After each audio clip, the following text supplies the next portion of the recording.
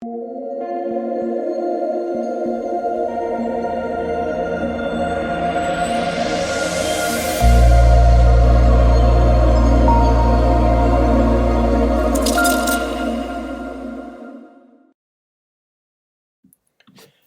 what is going on, guys? This is DK. Back at you with another video here for an early look breakdown of the Week 12 NFL main slate and Draftkings. Before I get into the video, if you guys are new to the channel, my name's DK.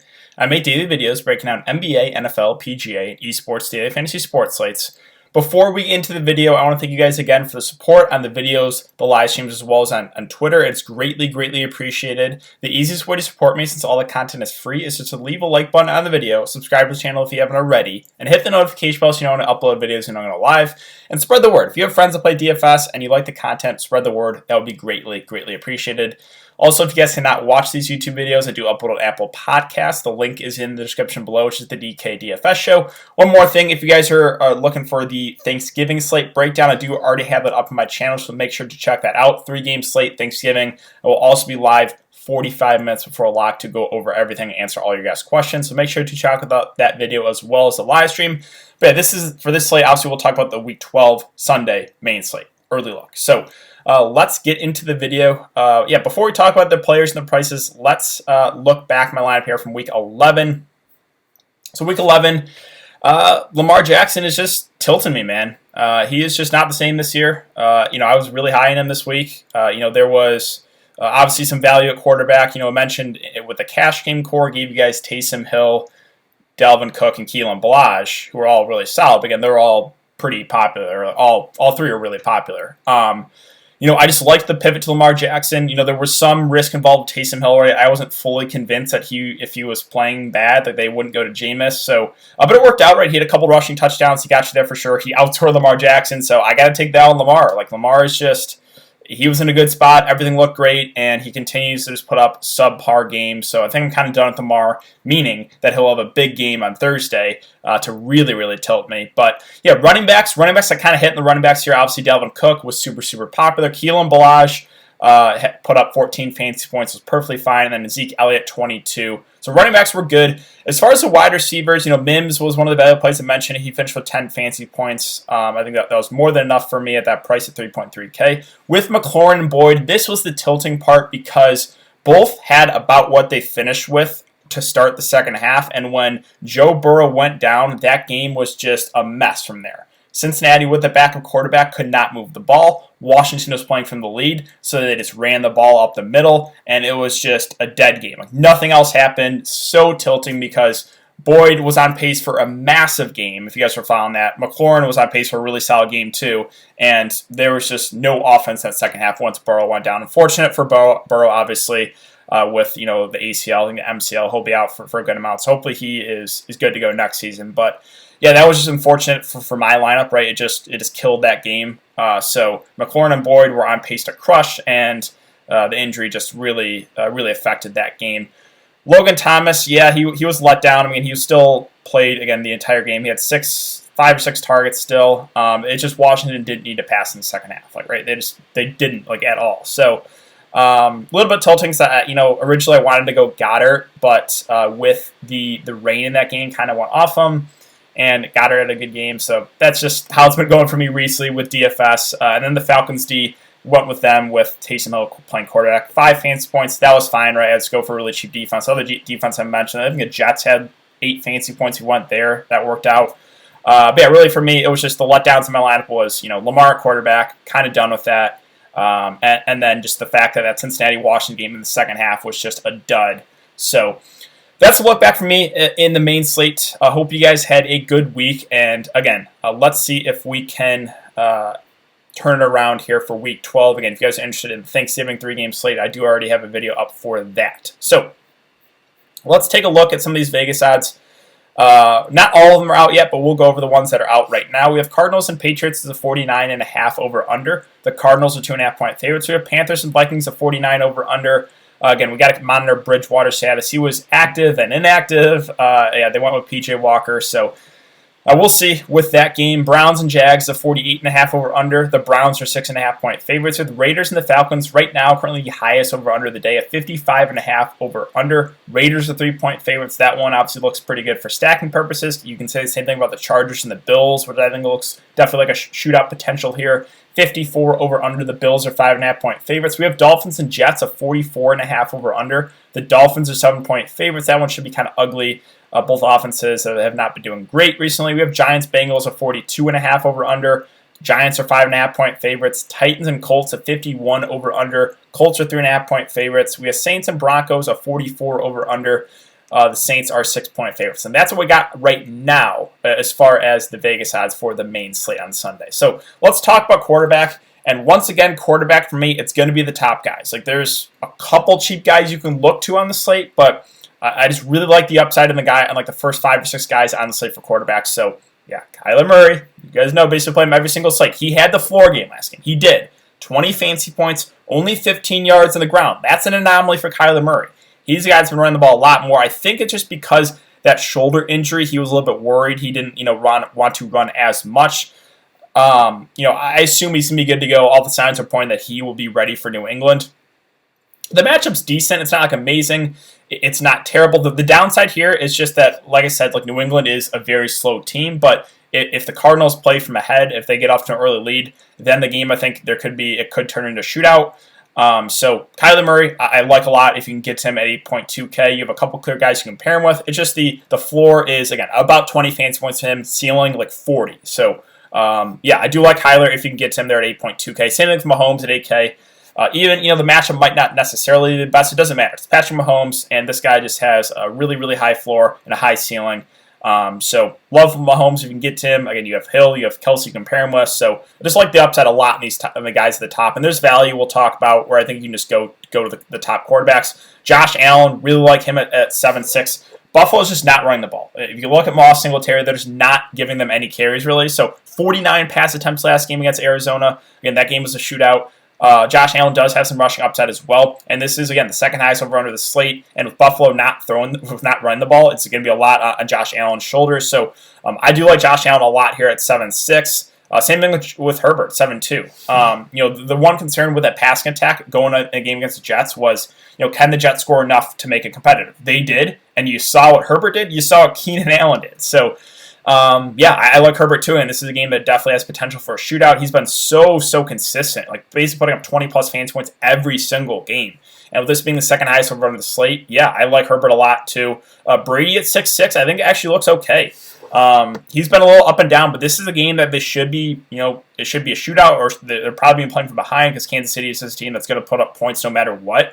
So it should be a good game spread for Brady. He's thrown 45, 40, 38, and 39 times the last 4 games. He has 3 really good receivers. He has Gronk, who I think is still a decent tight end at his age. So Brady's definitely someone to look into as well at 6.6. Again, it's the top quarterbacks. The last guy I mentioned here is Cam Newton at 6.4. This is a situation where it matters about how the game flows. If New England gets off to an early lead, you're going to really see them slow it down. Kind of like against Baltimore, where he only threw 17 times. In a game against Houston, what you needed, I mentioned it, you needed New England to fall behind. They did. He threw 40 times, put up 22 fantasy points. So this is a situation of, I like the matchup here, but you kind of need New England to fall behind, which is, I would say, more likely to happen. I assume, we don't have the over-under, no, we do, right? This is one of the games we did have, I think. 49.5. Cardinals are 2.5 point favorites, so if New England falls behind, you could definitely see a big game here from Cam Newton at 6.4, who does have some rushing upside as well. Bridgewater's at 6.3 against Minnesota. I like the matchup. Got to monitor the injury status if he's out once again. You could look to PJ Walker, who was not bad in his debut. Bridgewater does play. I think you could look to him in the mid-range just because of the matchup. And then Taysom Hill's at 6.2, against Denver. Matchup's okay. He looked pretty good. He did 18 of 23. He ran the ball 10 times for 51 yards and 2 touchdowns. We probably can't expect him to continue to score 2 touchdowns on the ground every single slate, which obviously, boosted his production. But, again, he looked pretty decent. He looked comfortable passing the ball. So I think Taysom Hill's a fine play if you want to go back to the ball. It's not like we're getting him at an amazing discount like we did last slate. But I think he's, once again, playable here. Below that, I don't really want to take a shot on any of these cheap quarterbacks. There's a couple guys I'll mention. I think Phillip Rivers is actually okay. He's been pretty solid. 20 fantasy points, basically like 3 of the last 4 games. The matchup was decent here against the Titans, so I don't hate it if you want to go to Phillip Rivers. I think, Matt Ryan and Derek Carr in the same game in the highest over-under of the slate. You can give a look to them, but hard to trust in cash games. These are guys that I think you could look to in GPPs. Matt Ryan, they're going to throw the ball a ton.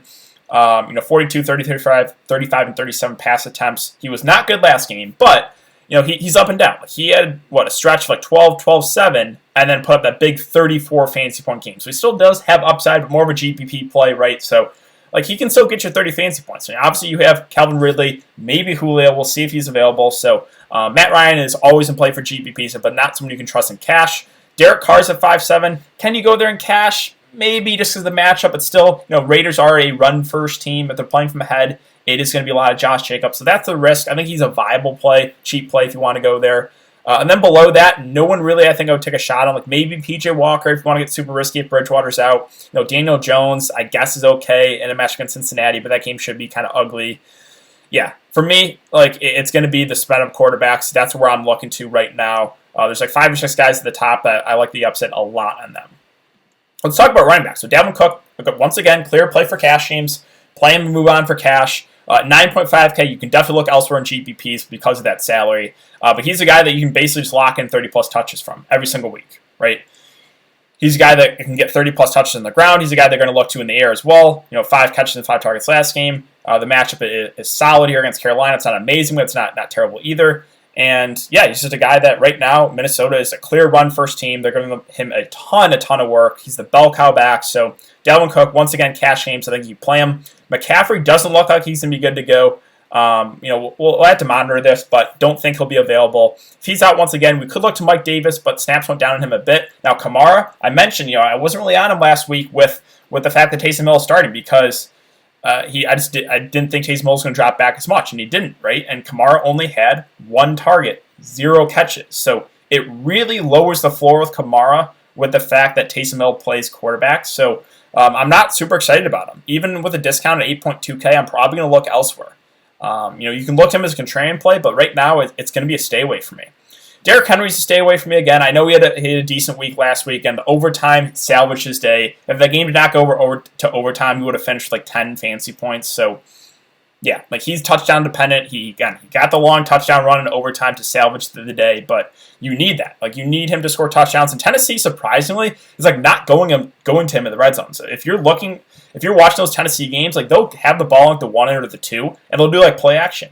Really surprising they're not giving, Derrick Henry's a guy you should be giving the ball to in the goal line. But Tennessee right now, they're kind of not looking his way in the red zone, which is really, really surprising. The matchup's not necessarily the best. The good thing is, though, he did have 28 carries. That's a lot more than he's seen recently. So that is positive to see, but I'm probably still not going to go to Derrick Henry. Josh Jacobs at 7.2. I think is a decent play because of the matchup. The price is coming up, though. 7.2 does kind of feel like a lot for a guy that, like Derrick Henry, not going to get involved a whole lot in the passing game, so that does make him a little bit riskier. As far as Chubb and Kareem Hunt go, Chubb's at 7.1. We'll talk about Hunt, who actually is a good amount cheaper. Chubb had once again a good game, but again, no involvement in the pass game. He needs to score a touchdown. If he doesn't score a touchdown, he's not really going to put up a big game. So I think Chubb's okay in a good matchup in a game they're probably doing playing from ahead. I think you can look to him, but you do have Hunt now a lot cheaper, who I think does look a decent play. Mike Davis at 6.9. He had 19 carries, 2 catches, and 2 targets. But again, the snaps went down on him a bit last game. With McCaffrey most likely being out, can you go back to the wall with Mike Davis? I think he's a fine play, but 6.9, it's we're not really getting him an amazing discount either. Other running backs, I do want to mention Clyde Edwards-Helaire did play a majority of the game. Only had 14 carries, but still, he was out there. They rarely use Le'Veon. They use Darrell Williams a little bit, but it seemed like Clyde Edwards-Helaire was out there majority of the game. But it's hard to feel comfortable with him still at 6'4". James Robinson's at 6'3". He is still their bell cow back, but hard to trust his offense playing at the back quarterback. They're not really moving the ball a ton, so that does just make Robinson a lot riskier of a play. Now, Austin Eckler's at 6'1". Looking again, set to return for this week. So, got to keep an eye on this. If Austin Eckler plays and is full go, no limitations, I really like him at 6'1". If there's no Austin Eckler this week, then I think Keelan Ballage once again looks like a really solid play. So this is a situation you've got to monitor Eckler's status. Ronald Jones, again, they play tonight. We'll see what the workload is, but They kind of go with a hot hand. Besides the Carolina game, the previous two games, it was the Fournette show. The last game, I know Ronald Jones had a big game, but they're going to go with a hot hand. So, tricky one, and this is a game Tampa Bay probably is playing from behind if they are. Again, Fournette is more the pass-catching running back. Other options like Taylor, can you buy into this? I don't know. Like, he had 22 carries. He was their bell cow back last game, but they still have Wilkins. Will get some touches. Still have Hines. It was Hines the big week last week. Some people went back to the ball. It's like, I would pump the brakes. I don't trust it. And like I said, it was Jonathan Taylor, so they're kind of going to go with the hot hand. 5.9, it's not like we're getting him an amazing discount. I'm probably going to stay away. If you want to take a shot at one of these guys in GPPs, I guess I don't hate it, but I just don't feel comfortable with it. Now, Ballage at 5.8. If Eckler's once again out, I think you can look to Ballage. He's a guy that is getting a majority of the touches, 15, 18, 16 carries. 3, 6, and 9 targets the last game. So, yeah, Ballage is someone I think I would be perfectly fine with if Eckler's out. If Eckler's in, I would just rather go to Eckler. Giovanni Bernard's at 5.7. And just with Burrow now out, it's all these Cincinnati guys get a huge, they just make them a lot riskier. So, I'm not super comfortable with the Cincinnati offense right now. Kareem Hunt's at 5, so he did get a price discount. He did only have 11 yards, but had a touchdown. He's still going to play a decent amount, and like I said, this again they're probably playing from ahead. So, you could look to Hunt. I think I like the salary a little bit better with Hunt, even though Chubb's been playing better recently. So, but either way though, again, it's going to kind of be a 50-50 split. I'm not going to go to Gurley with Drake and Edmonds. All about how you think the game flows. Drake will be the early down guy. Edmonds more the third down back, but again, hard to feel comfortable on them with the main slate. I know Melvin Gordon had a decent week last week. I will let others chase that. I do not trust it. They still have Philip Lindsay. This Denver offense is not great, so I'm not really going there. Ahmed is at 5.1. He had actually a decent week. Breida didn't get a ton of carries, so I think he got banged up a bit, though, so that'll be something to monitor. But yeah, Breida is he's at 4. He's at the flat min. Again, he only had 2 carries, so it was still the Ahmed show. I think you could give a look to him if he's good to go there at 5.1K. Other options at running back, and Buffalo's is not really running the ball a lot. Like Zach Moss, 7 carries, 9 carries, Singletary, where's Singletary at? 4 and 2 carries. Buffalo's not running. That's why I think it makes Josh Allen a pretty safe play there at the top. Now, James White actually does intrigue me here. Burkhead looking like he's going to go in the IR.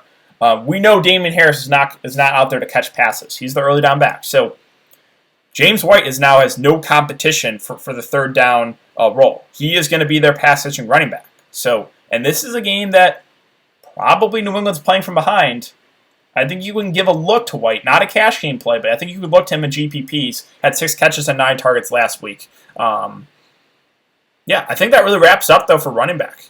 So, let's move on to wide receiver. Wide receiver, a lot of good plays at the top. Hopkins in play every single week in GPPs. Obviously, you pair him with Murray. That pairing has enormous upside. Keenan Allen went absolutely off last game. 16 catches, 19 targets. He's just a machine. He's a guy that you can look to every single week. Even at 8K, I once again like him just because he's just a guy that's going to demand a ton of targets in the game. There should be a lot of points scored. So like the pairing, obviously, with Herbert and Keenan Allen, if you can do that. You have guys you can run it back with if you want to stack, with possibly Diggs or John Brown if he's good to go. So, I like Keenan Allen. Even at 8K, he's the guy I've been talking about every single week. And once again, I think he's in play at that price. Tyreek Hill, surprisingly, if you look at the last couple of games, 18 and 14 targets.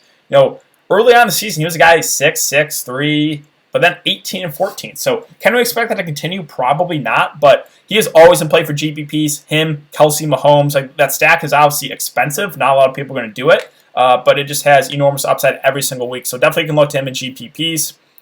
Stephon Diggs, I like a decent amount. Again, John Brown got banged up. We'll see if he's good to go. If he's out, Diggs is obviously going to be the clear number 1 guy. He's basically averaging like 10 targets a game. This is a game that there should be a ton of points scored. And like I said, Buffalo is just not really running the ball. So I do like Diggs at this price. I think he's a safe option with some upside. Michael Thomas actually had a pretty nice game with Taysom Hill. He had 9 catches and 12 targets. The match against Denver is okay. Just, the situation here is, can Denver score enough points to make this competitive? I don't know. Denver has really, really struggled offensively. So there is some risk involved with Michael Thomas. Again, I would still feel more comfortable with Breeze as quarterback, but Taysom Hill looked pretty decent. Now, Calvin Ridley's at 7-1. I like him a good amount here at this price. This is the highest over run of the slate. If Julio's out, Ridley is the clear number 1 guy and someone who I think has enormous upside. So, Ridley right now is one of my favorite plays at 7.1K. Thielen's at 6'8". He had another really solid week. 4 touchdowns the last couple games. That's probably not going to continue, but Thielen possesses that upside, and not a lot of people are going to want to play Thielen and Cook together. So you could go that way, or if you want to fade a chalky Cook and once again go with a passing attack, you can do it, right? Thielen has worked out 7-11 targets. Like, he is a guy that still has a good amount of upside at a fair enough price point. Other options, Julio got banged up. We'll see if he's good to go. Could be game time decision. Yeah, there's something to monitor. If he does play, I like the price point from him, but it's just the hamstring injury, right? He's been dealing with it all year. It's risky. I would just feel more comfortable with Ridley, who's also been banged up a bit, but probably would still feel more comfortable with Ridley. Other options at wide receiver, Jefferson's a fine option too. These are the guys that are going to get a ton of the targets here from Minnesota, even though they are a run first team. Jefferson and Thielen still possess upside at fair enough prices there in the mid-range. The Carolina receivers, more Anderson and Samuel. I think I slightly prefer Samuel for the discount. All 3 are viable. Would feel a little bit more comfortable with them if Bridgewater plays quarterback. Now, with the Tampa Bay wide receivers, all 3 look pretty good with their prices. It's just kind of trying to nail down which one is going to be here. So Mike Evans, Godwin, and Antonio Brown, I like a good amount in the mid-range. It's just trying to, again, who's going to have the big game is a little bit tougher to decipher. But I like all 3. All 3, I think, are underpriced. So Mike Evans, Godwin, Antonio Brown, I like a good amount. You can definitely run a little game stack there if you want to go like Mahomes and pair him with either Hill or Kelsey and run it back from those Tampa Bay wide receivers. It's going to give me an expensive stack, but I think that has a ton of upside. Let's see, other wide receivers here in the mid-range. Jameson Crowder's role has went way down here with Mims and Perriman coming back. Just not someone you can go to. Jacoby Myers was the kind of chalky play last week. He was a bit of a letdown. Not overly concerned about it. Like, it was Burr that had a big game. Harry played pretty well as well. Myers is still the number 1 guy. We do have Edelman maybe coming back. If Edelman comes back, would make Myers riskier. So that's something to monitor. If Edelman's once again out, I think you can look to Myers. But New England to run first team, you kind of need them to play playing from behind. Other options of wide receiver, mentioned Samuel. Like, they just want to get him involved. He's getting a good amount of targets. He's getting some carries as well. The matchup's solid here against Minnesota. So I think Samuel's once again in play here. Probably my favorite Carolina receiver of the bunch. With the Cincinnati guys, it's probably a stay away from me with them playing with the backup quarterback. Other options, a wide receiver, cheaper options. Like Gage had a nice week last week when Julio went down. He had 7 catches and 12 targets. Can we expect that to continue? I don't know, but he's someone you could at least give consideration to at 4.8K. Does have some upside in a good spot. Edelman might come back this week, so we'll see if he does play. No limitations. I think he would make for a pretty decent play there as a cheaper option. You can look to Josh Reynolds. He's playing majority of the game there for the Rams. 8, 9, and 10 targets last 3 weeks. I think even in a tougher spot is a decent play. And it was Bird that had the big week last week. 6 catches and 7 targets, but I still feel more comfortable with Myers for a little bit more. T.Y. is now below 4K. It just, is no real upside. He hasn't scored a touchdown all year. Matchup's decent. I guess you can consider him. Like Fitzgerald, I don't think he's going to kill you. Another guy that will be out the majority of the game. Not going to break the slate for you, but I don't think he's going to kill your lineup. Will probably end up somewhere between like 6 to 12 fantasy points. I think you can consider Fitzgerald. Like, not really someone that has GPP winning upside, but I don't think he'll kill your lineup. Jakeem Grant is the number 2 for the Dolphins, getting a fair amount of targets, and the Dolphins offense kind of did struggle. This is a decent spot here against the Jets, so I think he's viable here as a cheap play at 3.7. AJ Green with, again, the back quarterback. Don't feel as comfortable with him. Mentioned him as a cheap play. He had a nice day, 4 catches, 41 yards, and a touchdown, but a lot riskier now playing with the backup. Mims at 3.5, I think, is once again viable. I know the match is not necessarily the best, but he's still going to target a good amount, 8 and 8 targets. I think he is right now their best wide receiver. So Mims at 3.5 is definitely something I'm looking to for value. I think you can give a look to Hamler as well at 3.5. I know Denver's offense really struggles, but this is a game they're probably playing from behind. He's going to be used out of the slot. He's going to play majority of the game. I think he's a fine value option. Other options, wide receiver, that probably does it for me. Don't really think I'm considering anyone else. So let's move on to tight end.